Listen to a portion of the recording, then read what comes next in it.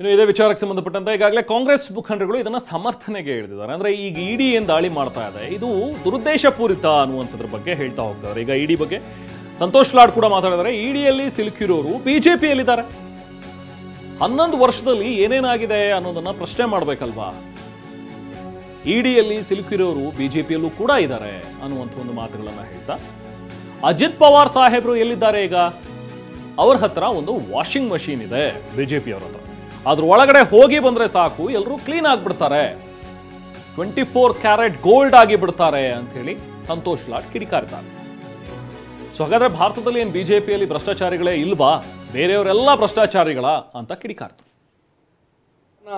ಪಟ್ಟಿ ಕುತ್ಕೊಂಡು ಬಿಜೆಪಿ ಮುಂದೆ ಮಾತನಾಡಿದ್ರೆ ಬಿಜೆಪಿ ಕೇಳ್ರಿ ಸರ್, ಇಡೀ ರೈಡ್ ಇಷ್ಟು ವರ್ಷ ಆಯ್ತು, ನಿಮ್ಮ 11 ವರ್ಷ ಆಗಿ ಇಷ್ಟು ರೈಡ್ಗಳು ಮಾಡಿದ್ದೀರಿ, ಏನು ಅನುಕೂಲ ಆಗಿದೆ ರಾಜ್ಯಕ್ಕಾಗಿರಲಿ ದೇಶಕ್ಕಾಗಿರಲಿ, ಏನು ಅನುಕೂಲ ಆಗಿದೆ? ಆಮೇಲೆ ಈ ಇಡಿ ರೈಡ್ನಾಗ ಇರ್ತಕ್ಕಂಥವ್ರು ಸಿಕ್ಕಂಡ್ರೆಲ್ಲರೂ ಇವತ್ತು ಮತ್ತೆ ಬಿಜೆಪಿಗೆ ಇದ್ದಾರೆ. ಅಲಿಗೇಷನ್ಸ್ ಮಾಡಿರ್ತಕ್ಕಂಥ ಇಡಿ ರೈಡು, CBI ರೈಡು, ಫೆರಾ ರೈಡ್ಗಳಲ್ಲಿ ಆಗಿರ್ತಕ್ಕಂಥದ್ದು ಏನು ಬೇರೆ ಪೊಲಿಟಿಕಲ್ ಲೀಡರ್ ಮೇಲೆ ಏನು ಚಾರ್ಜ್ ಶೀಟ್ಗಳು ಫೈಲ್ ಆಗಿದ್ವು, FIRಗಳು ಫೈಲ್ ಆಗಿದ್ವು, ಅವರೆಲ್ಲ ಇವತ್ತು ಬಿಜೆಪಿಗೆ ಇದ್ದಾರೆ. ಮತ್ತು ಇದು ಯಾರು ಇದು ಹೆಂಗೆ ಹೇಳ್ಬೇಕೀಗ? ಈಗ ಅಜಿತ್ ಪವಾರ್ ಬಗ್ಗೆ ಭಾಳ ದೊಡ್ಡ ಭಾಷಣಗಳು ಮಾತನಾಡ್ತಾರೆ ಬಿಜೆಪಿಯವರು. ಇವತ್ತು ಅಜಿತ್ ಪವಾರ್ ಸಾಹೇಬ್ರಲ್ಲಿದ್ದಾರೆ. ಮತ್ತೆ ಎಲ್ಲ ಮುಗೀತಲ್ಲ, ತನಿಖೆನೇ ಮುಗಿದು ಕ್ಲೋಸ್ ಆಗ್ಬಿಡ್ತಾರೆ ಈಗ ಅವ್ರ ಮೇಲೆ. ಮತ್ತು ಯಾವ್ದು ಸರಿ? ಮೊದಲು ಇಡಿ ಅವ್ರ ಮೇಲೆ ಆರೋಪ ಮಾಡಿದ್ದು ಸರಿಯೇನೋ, ಏನು ಈಗ ಮಾಡಿದ್ದು ಸರಿನೋ? ಅಲ್ಲ, ಅವ್ರದ್ದು ಒಂದು ವಾಷಿಂಗ್ ಪೌಡರ್ ಇದೆ, ವಾಷಿಂಗ್ ಮಿಷಿನ್ ಇದೆ.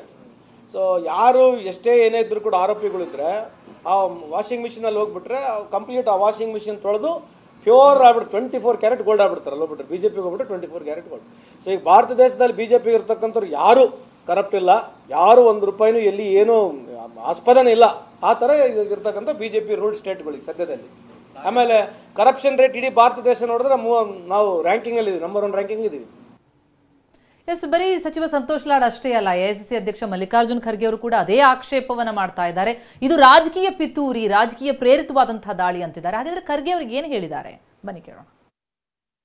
ನ್ಯಾಚುರಲಿ ಇಡಿದವ್ರು ಮಾಡಿದಾರಂದ್ರೆ ಅವರಿಗೆ ಕಾಂಗ್ರೆಸ್ ಪಾರ್ಟಿ ಮೇಲೆ ಮೊದಲಿಂದ ಸಿಟ್ಟಿದೆ ಮತ್ತು ಕಾಂಗ್ರೆಸ್ ಪಾರ್ಟಿಗೆ MLAಗಳಿಗೆ ಟಾರ್ಗೆಟ್ ಮಾಡಿ ಮಾಡ್ತಾರೆ ಅಂದರೆ ಅದರ ವಿಶೇಷವಾದಂಥ